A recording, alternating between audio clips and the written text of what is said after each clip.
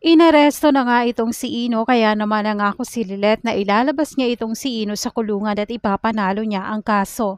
Nang magsimula na ang hearing, pinakilala na ang attorney ni Trixie at siya ay si Caterina Almodal at ang attorney naman ni Ino na si Lilet Matias. Nagsimula na ang hearing at sinimula ni Lilet ang cross-examination sa unang witness ni Trixie. Ang witness na nga ito ay halatang binayaran ni Trixie noong araw na yon at siya din ang kumuha ng mga pictures na gagamiting ebidensya kapag may nagtanong. Sinabi ng witness ni Trixie na may naririnig siyang umiiyak noong araw na yon pero hindi naman niya nakita kung sino talaga yon.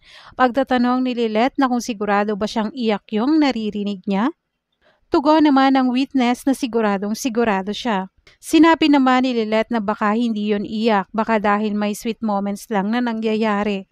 Sa inis naman ng witness na tanong niya si Lilet kung naranasan niya na ba yon, dahil hindi pa naman nararanasan ni Lilet kaya wala naman siyang maisagot. Samantala, muli na namang pinagtanggol ni Bonnie itong si Lilet laban kay Era dahil grabe din magsalita itong si Era laban kay Lilet.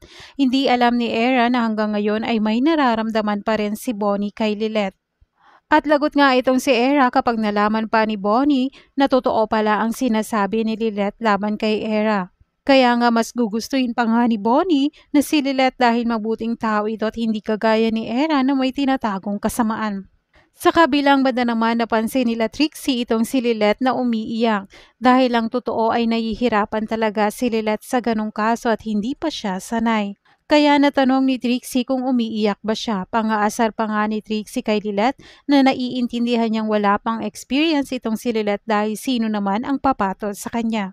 Hindi alam ni Trixie na narinig ni Attorney Almodal ang mga sinabi niya kay Lilet.